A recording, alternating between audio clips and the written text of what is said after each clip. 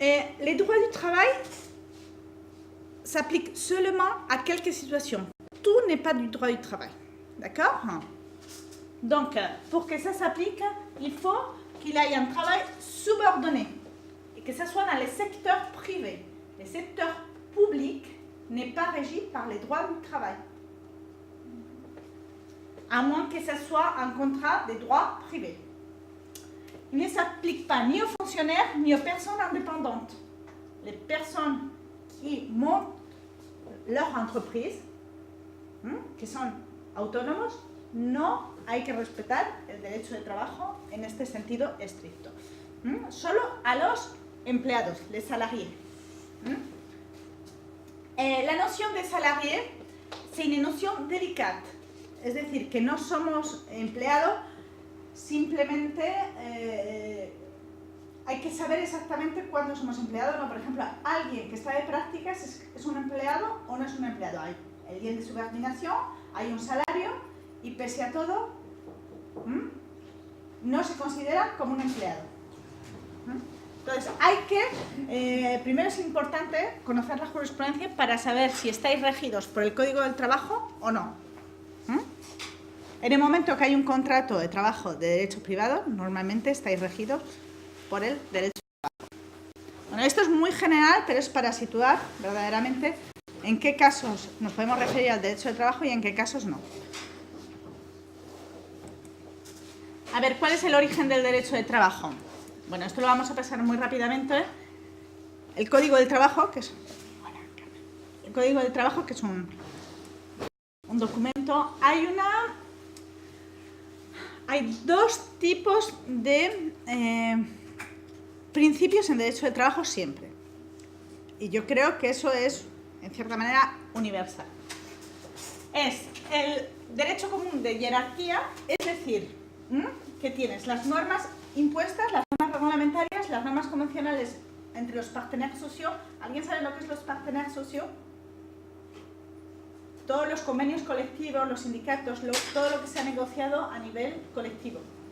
Los acuerdos colectivos y las normas entre la empresa y la persona que trabaja. Entonces, por ejemplo, en el salario, primero vamos a tener, hay dos principios. Es decir, que si, por ejemplo, yo hago un contrato de trabajo diciendo que os pago 1.000 euros al mes, eso es un contrato entre vosotros y la empresa. Pero, si la convención colectiva de la empresa dice que para vuestro puesto el salario mínimo son 1.400, lo que prevalece es el salario de la convención colectiva. Primero, porque es superior, y segundo, porque la norma colectiva es superior a la norma individual.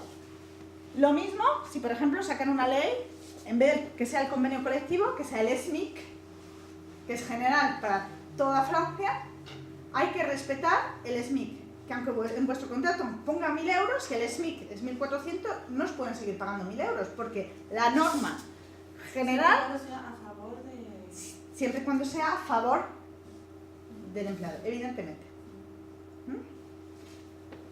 Eso es muy importante saberlo, porque muchas veces decís, en mi contrato de trabajo pone esto. Hay que mirar si la convención colectiva va en el mismo sentido y si vuestro derecho es superior o inferior a la convención colectiva. ¿Sabéis lo que es una convención? El convenio colectivo. ¿Sabéis lo que es un convenio colectivo? Sí. ¿Y sabéis dónde encontrarlo? No, aquí en Francia no.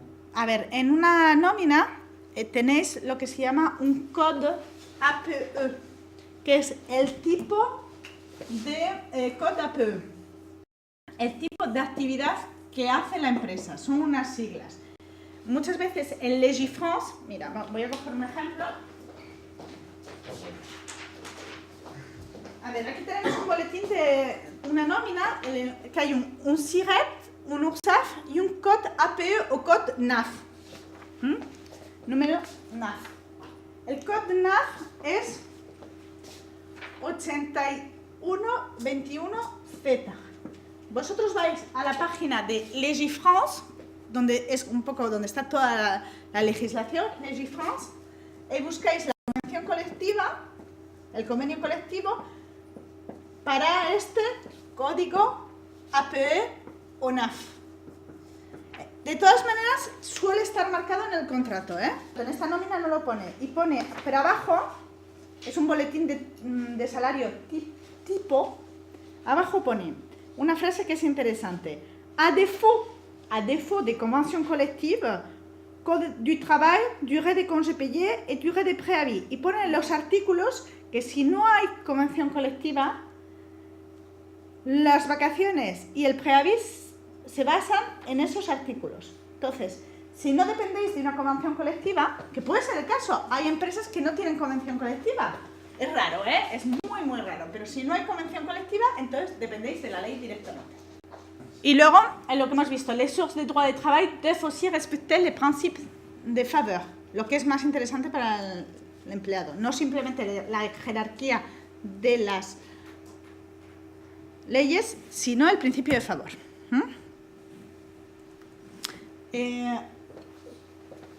Las normas, en esta parte, para que sepáis dónde buscar vuestras cosas, están en el reglamento interior. En todas las empresas tenéis un reglamento interior, o en la mayoría, si son de un cierto tamaño, tiene que haber un reglamento interior, en el que dicen, por ejemplo, si hacéis una falta, cuál es el procedimiento para echaros.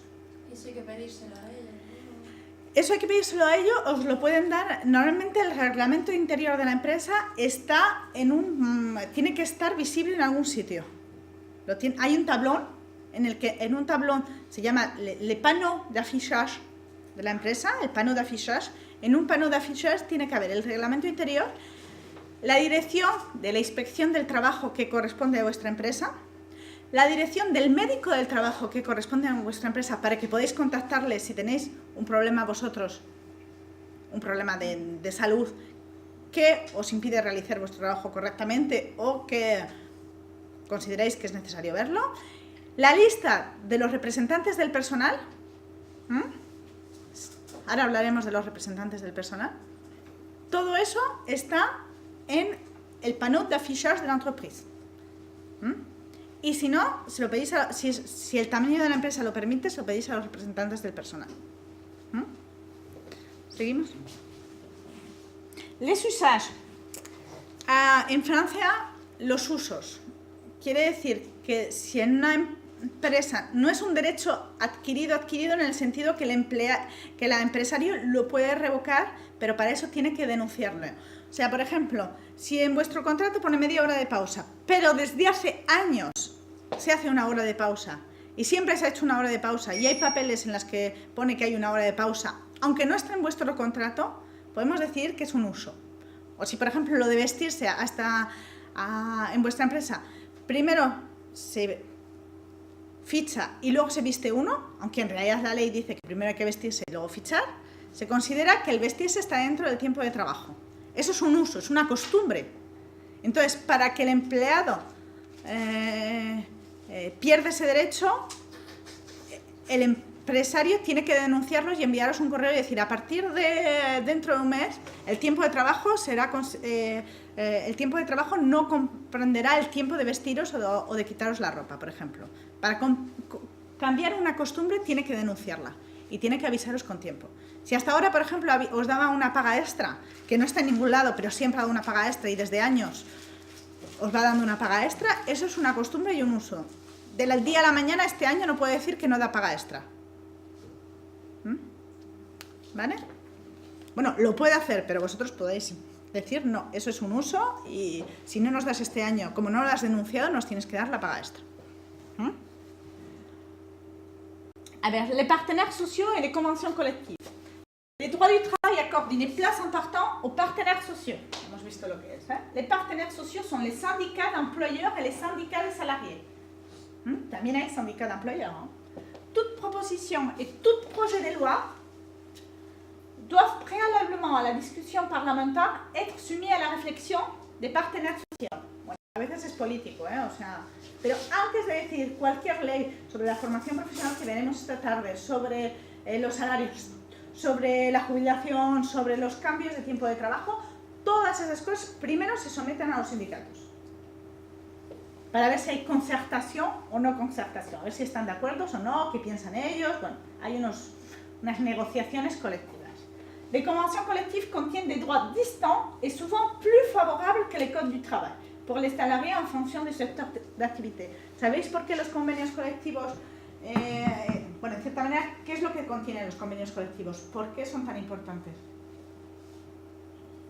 Porque están adaptados al tipo de trabajo. Por ejemplo, el convenio colectivo de la metalurgia va a estar adaptado al trabajo en equipo, al trabajo en turnos, el trabajo de noche, al trabajo en el que no puedes quitar la máquina, al trabajo, todo lo que son.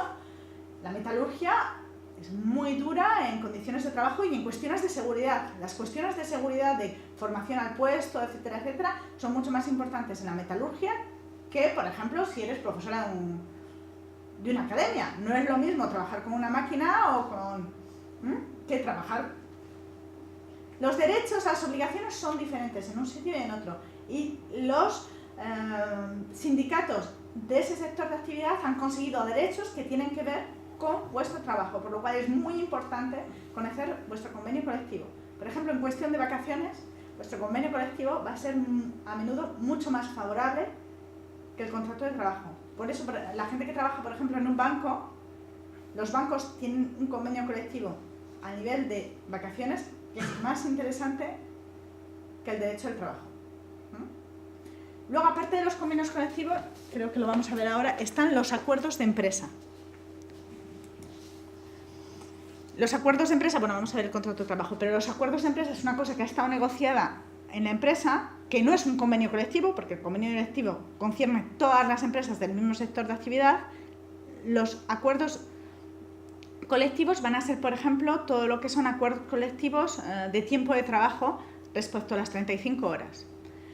Cuando se pusieron en marcha las 35 horas, sabéis un poco lo que es, antes se trabaja 39 horas, desde el año 2000 la ley Aubry hace que se trabaje 35 horas y poner en marcha el cambiar el tiempo de trabajo fue muy complicado. Y lo que se hace cuando hay este tipo de reforma, se deja a las empresas un tiempo para negociar y para ver si entre ellas dentro de la empresa se ponen de acuerdo sobre cómo organizar su tiempo de trabajo y cómo trabajar 4 horas menos. Pues se dan días de vacaciones suplementarias o se decide cambiar la organización del horario de trabajo de la semana o, bueno, pues hay diferentes métodos para resolver ese problema. Si se ponen de acuerdo dentro de la empresa, perfecto.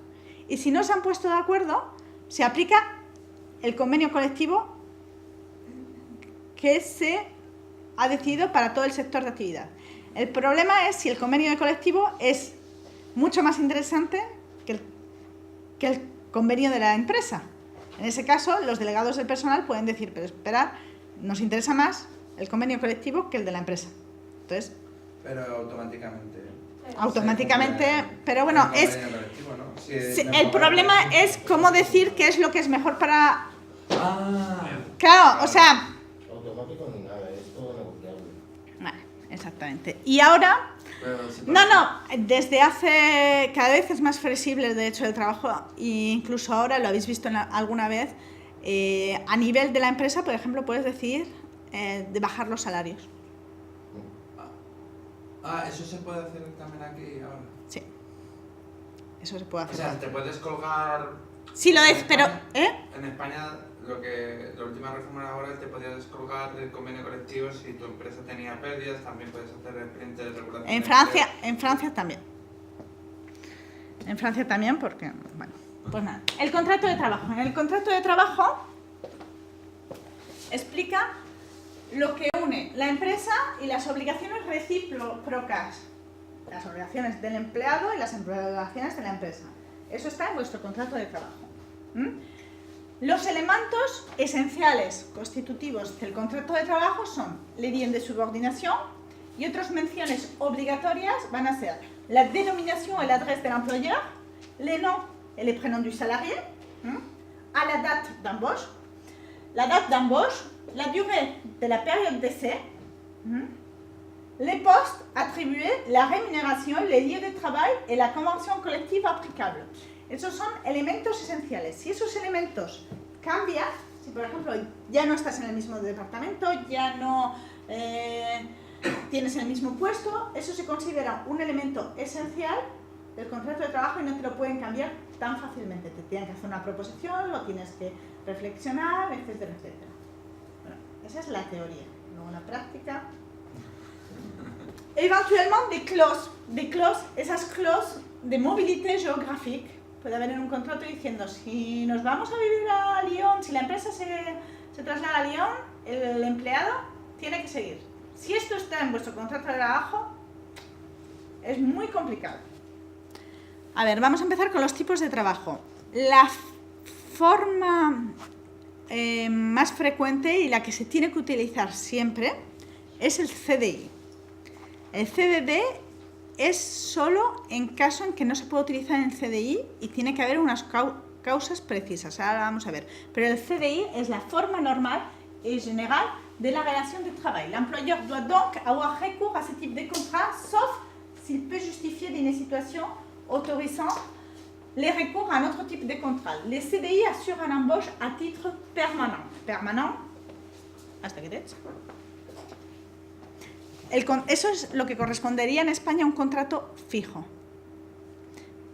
Pero es muchísimo menos costoso. Bueno, desde la reforma se equivale un poco, pero es muchísimo menos costoso de romper un CDI en Francia que en España. Y hay muchísimos más contratos CDI en Francia que en España, porque si quieres hacer un CDD, tienes que justificar por qué haces un CDD. A ver, ahora os voy a poner, se llama le contrat atypique, para que os hagáis una idea de que no es el contrato tipo. Van a ser el CDD o el contrato de trabajo temporal. Los he puesto en dos columnas diferentes para que veáis la diferencia. Un CDD es una ejecución d'une tâche précise et temporaire. En un CTT también, pero hay un portage. Es decir, que no es la empresa la que te da la misión, sino que es la empresa la que da la misión a otra empresa y es la otra empresa la que te hace un contrato. Se llama un contrato de mise à disposición.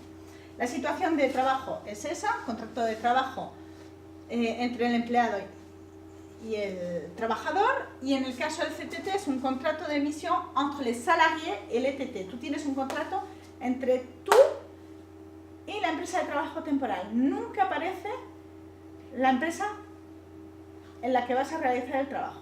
Tu contrato y tu empresario y tus derechos, aunque también tienen que respetar los derechos en la empresa utilizatriz en la que vayas a hacer tu misión, pero tu contrato es con la empresa de trabajo temporal.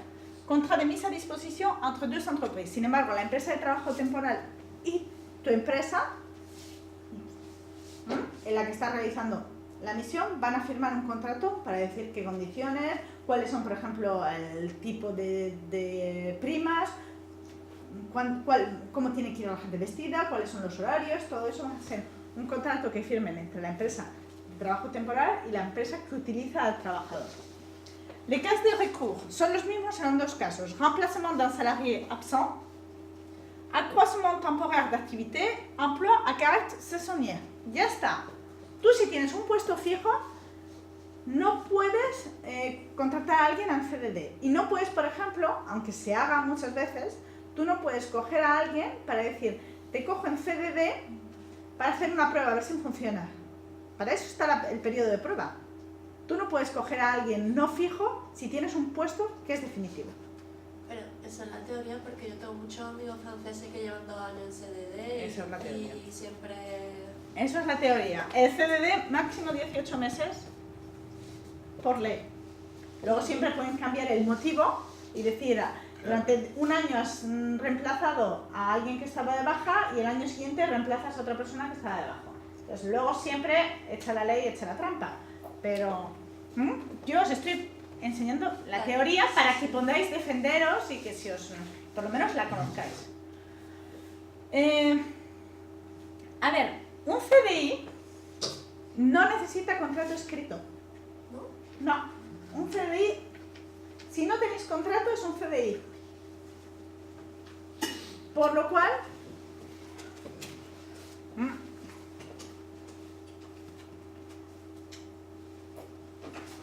sobre todo en un caso de CDD, en un caso de contrato de trabajo temporal, si no tenéis contrato, se puede anular la misión que estáis haciendo.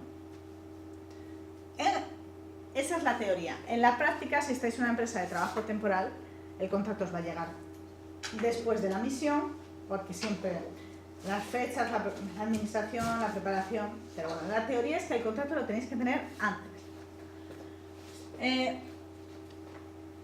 Los CDDs y el trabajo temporal es máximo de 18 meses y la diferencia entre un salario en CDD y en contrato temporal es que en uno vais a tener,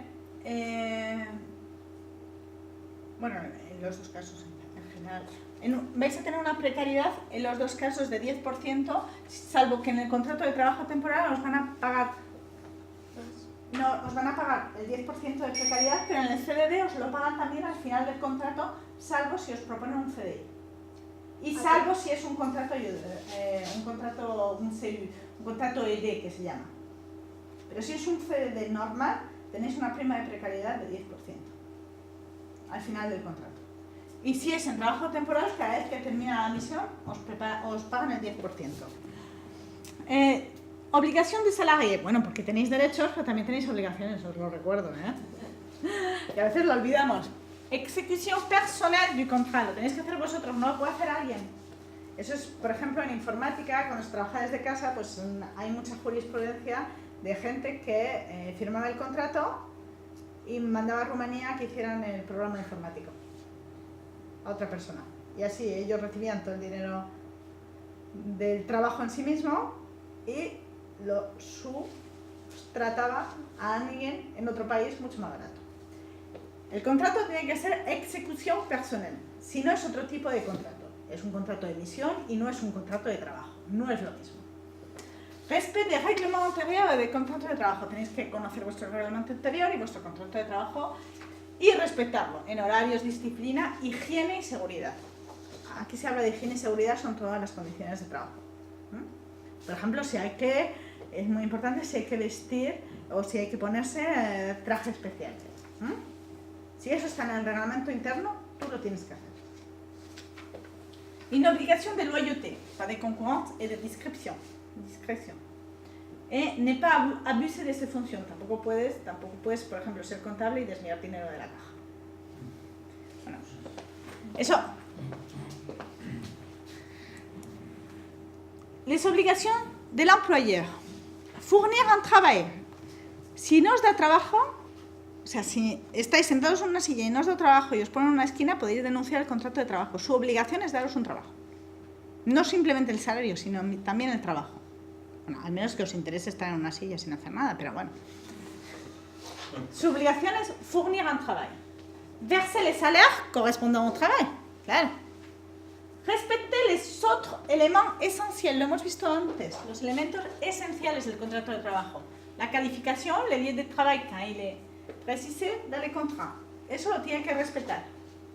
Y si no lo respeta, os tiene que avisar y ver si aceptáis las nuevas condiciones de trabajo o no. Et faire effectuer le travail dans le respect du code de travail et de la convención colectiva. Evidentemente, él también tiene la obligación, por ejemplo, de que trabajéis, de respetar las otras condiciones del Código del Trabajo. No puede, por ejemplo, si el Código de Trabajo dice que no se puede trabajar a menos de menos 15 grados, no puede haceros trabajar a menos 20.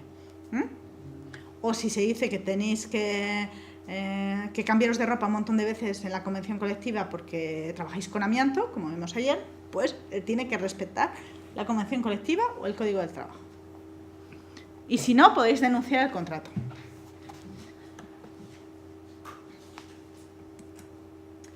Los periodos de prueba, esto lo han renovado últimamente. El periodo de prueba es el periodo en el que os puede echar sin justificarlo. ¿O te puedes ir? O te puedes ir tú. Puede ser por los dos lados.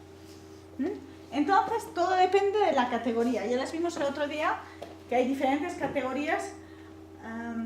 Cuando entras en una empresa puede ser obrero, empleado, ouvrier, employeur, technicien, técnico, agent de maîtrise o cadre.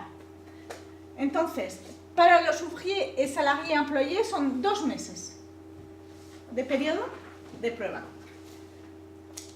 Para los agents de maîtrise y techniciens, 3 meses. Y para los cadres, 4 meses. Sabiendo que se pueden prolongar estos periodos una vez para el mismo tiempo. O sea que si eres cadre, puedes estar 8 meses de periodo de prueba. Lo cual, Entonces siempre van a coger 8 meses. no tienen por qué, porque al contrario, si les interesa mucho, tú también corres el riesgo de irte de la noche a la mañana. Claro, tú te puedes ir sin avisar. E incluso a veces te pueden, el periodo de prueba no es obligatorio. Quiere decir que pueden decir, ese es el periodo máximo, le durée maximum. En caso de CDI, en caso de CDD depende de la duración. No puedes, por ejemplo, es una semana por mes trabajado, etcétera, etcétera. Con máximos muy determinados. O sea, en caso de CDD hay que mirarlo exactamente vuestra duración del CDD para calcular cuál es el periodo de prueba. Y además también depende si estás a tiempo completo, a tiempo parcial. Si entras en una empresa y te pones mala, ¿qué pasa con el periodo de prueba? Que se congela, supongo. Se suspende. Cuando se dice que un contrat de trabajo es suspendu, quiere decir que es como una paréntesis en los que lo que pasa durante ese periodo no cuenta. Las causas de suspensión de contrato de trabajo van a ser, por ejemplo, la enfermedad, muchas veces, depende del caso, sobre todo al principio de vuestro contrato de trabajo, la maternidad, en maternidad vuestro contrato está suspendido. Sin embargo, cuando el contrato está suspendido, seguís teniendo la obligación de loyauté, lo que hemos visto antes, no podéis trabajar para otra empresa. Aunque esté el contrato suspendido y no se apliquen las cláusulas cuando no se apliquen quiere decir que durante ese periodo de tiempo normalmente no tenéis salario. Entonces, y no tenéis las obligaciones que teníais de hacer vuestro trabajo. Eso quiere decir que está suspendido. Sin embargo, tenéis obligación de loyauté y de no trabajar para otra persona. Al menos de que lo negociéis, por ejemplo, en un congé sans solde. En un congé sans solde que negocias o en un congé sabbatique puedes negociar que trabajas. Una especie de excedencia. Podéis pensar a veces, cuando queréis cambiar de trabajo, yo estoy pensando a algunos de vosotros que ya tenéis trabajo y que no os atrevéis mucho, podéis, en vez de pedir que os despidan, si habéis encontrado otro trabajo, podéis pedir un congé sans solde, ir a trabajar para otra empresa para ver si os gustan y os tienen que guardar el puesto de trabajo. Luego, cada uno hace... Pero depende de, si lleváis tiempo trabajando, podéis pedir un congé sans solde. Hay unas condiciones y podéis pedir. Y puede ser una solución para no perder el puesto de trabajo. Podéis pedir una excedencia. Esto es muy importante para algunos de vosotros. L'imputation de la durée des stages pédagogiques de fin d'études dans la période d'essai sans avoir pour conséquence de réduire celle-ci de plus de la moitié.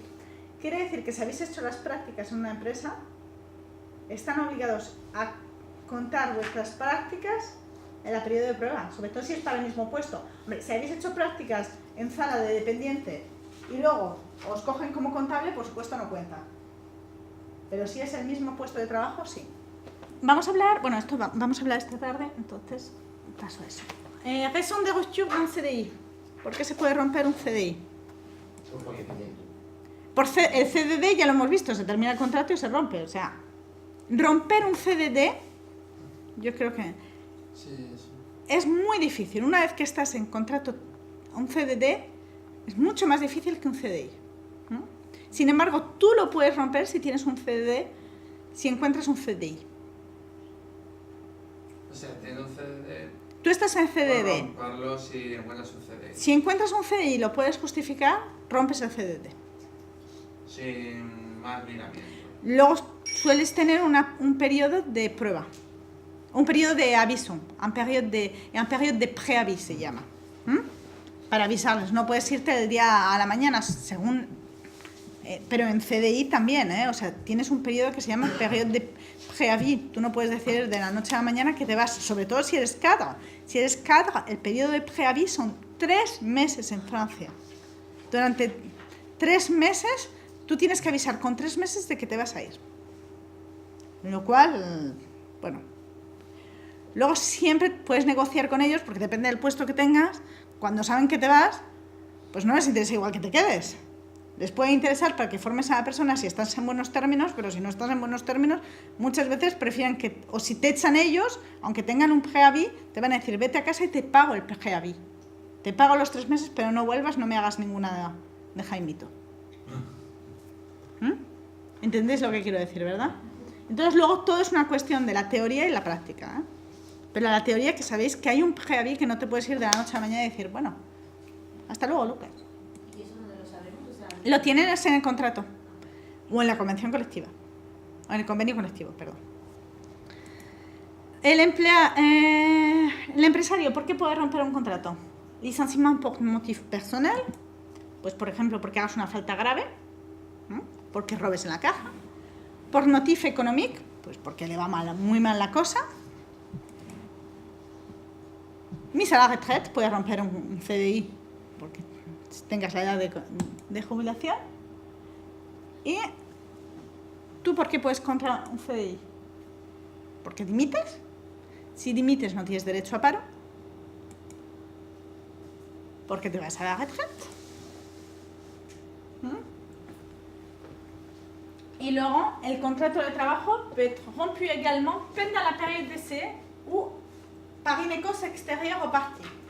Si hay puede ser una causa exterior, imaginaos que hay un terremoto y se destruye la empresa, pues eso no es ni la culpa de unos ni de otros, puede ser una causa exterior, pero es muy muy extraño, ¿eh?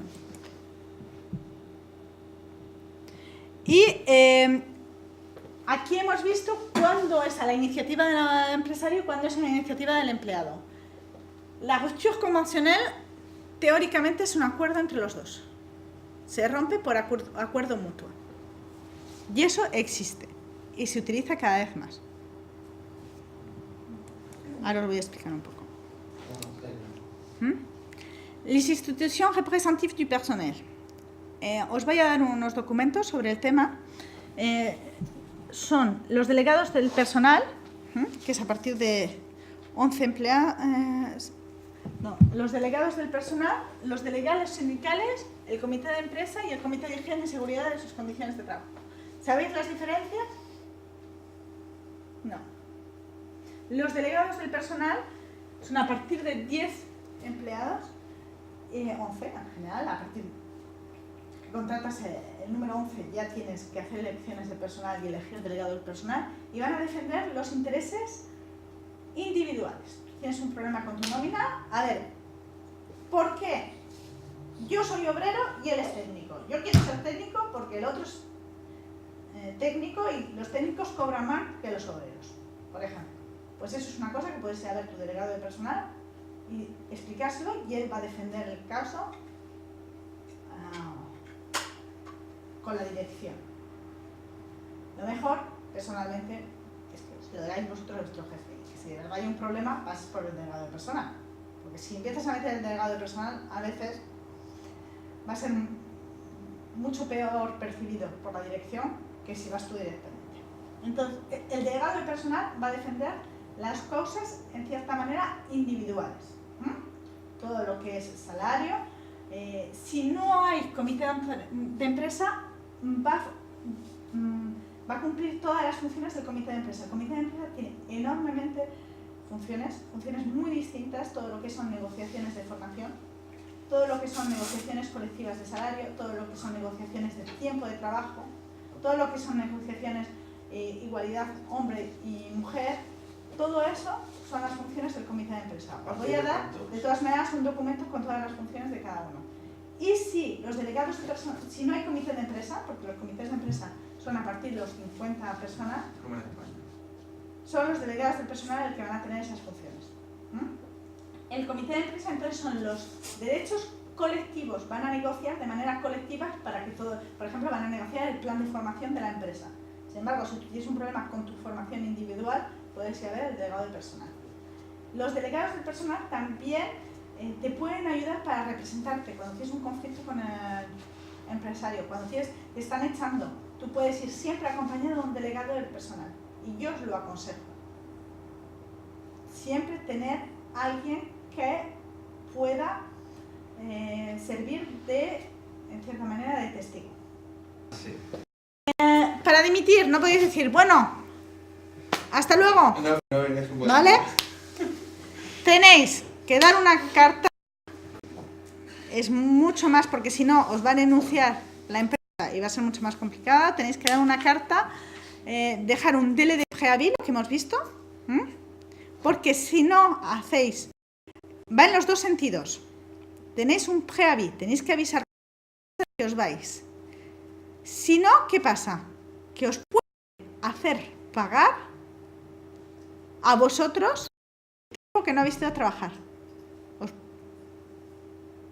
Le tenéis que pagar una indemnidad a la empresa porque no vais a trabajar. Sinceramente, muchas veces se llega a un acuerdo y se hace lo que se dice un protocolo d'accord, en el que decidís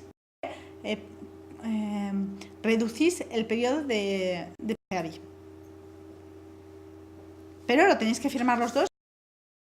Una cosa muy importante también si dimitís, mirad si tenéis en vuestro convenio colectivo heures de recherche d'emploi, o sea, horas de búsqueda de empleo. No tenéis que justificar por qué dimitís. Muchas veces es porque, pero bueno, porque os volvéis a España o porque... Y en el convenio colectivo puede haber horas de búsqueda de empleo. En los dos casos, en el caso de dimitir y en el caso de que os echen. Eso es algo que no se conoce mucho y es muy interesante porque os permite no ir a trabajar. El contrato de trabajo no se va a terminar antes. Va a haber esas horas de búsqueda de empleo y el finiquito de esas horas. Pero para que os hagáis una idea, en la convención colectiva de la metalurgia son 50 horas al mes. Por lo cual podéis terminar una semana y media antes por mes de preaviso. Si tenéis 3 meses de preaviso, podéis terminar casi un mes antes. Podéis dejar de ir a trabajar. Terminar no terminéis un mes antes porque el finiquito lo dan al final del todo. Pero igual cuando os vamos de preavis, muchas veces os pueden dispensar el preaviso, pero pagároslo, o pueden no pagároslo. Depende si vosotros o no. Si os dispensan del preaviso y os lo van a pagar, el finiquito puede ser 2 meses después cuando se termine todo el preaviso. Os dispensan de pagar, pero os los van a pagar a final de este mes, a final del siguiente, etcétera, etcétera. Entonces no podéis estar trabajando para otra empresa mientras estáis en preavis, aunque no estéis yendo a trabajar, porque no podéis estar trabajando para 2 empresas a la vez, a tiempo completo. O sea, que tener cuidado con esas cosas. En caso de dimitir, no hay derecho a paro. Una vez que habéis dimitido, si es por una razón, si justificáis que estáis buscando trabajo, todo eso, 4 meses, puede que os den derecho a paro. Pero en principio no hay derecho a paro. Y no es un derecho. Igual os pueden dar allocación chômage, pero no es ningún derecho. Si lleváis 4 meses en y habéis dimitido. Entonces, lo mejor es hacer lo que hemos hablado de la rupture conventionnelle. El licenciement es cuando te despiden. Entonces, tenemos el motif personnel, que causes réelles et sérieuses, que pueden ser de 2 tipos, o motivos disciplinarios, por una falta, o motif no disciplinaire, insuffisance d'état, mésentente, perte de confiance. Y motif económico, l'existence de difficultés économiques o l'existence de mutations technologiques. O sea, por ejemplo, si sois un contable que no sabéis, esto pasaba hace unos años, si sois un contable que no sabéis utilizar informática en absoluto, primero tienen obligación de formaros. Pero imaginaos que es que hay muchísima dificultad y no se consigue, etcétera, etcétera. En caso de que os despidieran por insuficiencia profesional, sería una razón económica. ¿Cuál es la razón? Un motivo personal y un motivo económico es que actualmente, eso lo cambian, hay que verificarlo, si os despiden por un motivo económico, las indemnizaciones son superiores, las indemnizaciones de paro. A ver, las indemnizaciones en caso de despido. Hasta hace unos años, hasta hace 4 o 5 años, era en caso de despido económico, 1/5 de mes Hasta 5 años, ¿eh? Luego es un poquito más, pero no mucho, ¿eh? Hasta 5 años. Hasta 5 años de antigüedad es un quinto de mes por año trabajado. Lo que hemos dicho, que si por ejemplo ganamos, vamos a poner un salario un poco más alto, 2.000 euros al mes y hemos trabajado 4 años,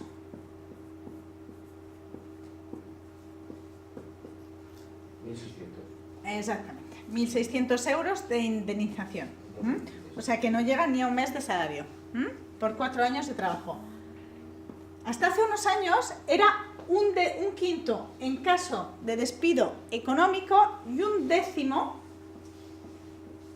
en los otros despidos. Por ejemplo, por falta, por cualquier otra razón que no fuera económica, era un décimo. Por lo cual se te quedaban en 800 euros. Hubo una reforma hace 4 años y se igualó el derecho en caso de despido económico y en caso de otra razón. Y esta es la indemnidad, lo que se llama la indemnización legal. ¿Os acordáis lo que hemos visto antes, el triángulo? Esa es la indemnización legal, o sea, lo mínimo que os deben de dar. Si vuestro convenio colectivo es superior a, o vuestro contrato de trabajo prevé otra cosa, a la ley, en ese caso, igual es superior a esto. Pero la ley es un quinto de mes por año. ¿Cuál es la diferencia actualmente si es económico o no? No es la cantidad de la indemnización en sí misma, es el derecho a paro. En caso de derecho a paro, hay dos opciones. Si es licenciamiento económico, por razones económicas, tenéis la posibilidad de aceptar la CSP o de no aceptarla. Y si no es licenciamiento económico, no tenéis esta posibilidad. Entonces, en caso de licenciamiento económico, la CSP, no hay el preaviso que hemos visto antes, que puede ser incluso de 3 meses, y además durante el primer año entráis en un dispositivo que os permite ganar 80% de vuestro sueldo. Y si en el otro caso son 56%, o 56 o 57, más o menos eso. Por lo cual, en caso de paro, es muchísimo más interesante que sea un despido económico porque podéis ganar mucho más dinero. En el paro, quiero decir, la indemnización es exactamente lo mismo. Lo que os va a pagar la empresa en el momento de la ruptura del contrato es exactamente lo mismo. Sin embargo, vais a tener derecho a aceptar la CSP, el contrato de securización profesional, que os permite ganar 80% de vuestro salario. Sin embargo, os obliga también, es un dispositivo que existe desde hace un par de años, os obliga a un seguimiento personal más importante, a justificar de manera más importante vuestra búsqueda de empleo. Pero bueno, sinceramente merece la pena, ¿eh? Es importante, si dimites, si tienes un CDD, lo que hemos visto antes, si tienes un CDD y dimites porque has encontrado un CDI, no tienes preaviso y puedes irte casi de la noche a la mañana, tienes mucho más. Y una cosa que es importante también, si tú dimites para irte a otro puesto porque quieres mejorar, o sea, cualquiera de vosotros tiene derecho a cambiar y tiene derecho a mejorar. Entonces, no tiene derecho a paro, pero ha encontrado otro trabajo, cambia de trabajo y le rompen el periodo de prueba en el nuevo trabajo, o lo rompes tú porque no te gusta tu nuevo trabajo, porque no es lo que esperabas, porque te llevas una decepción, en ese caso sí tienes derecho a paro. No tienes que esperar los 4 meses esos que hemos visto antes. Tú has dimitido para cambiar de trabajo, entonces tienes derecho a paro.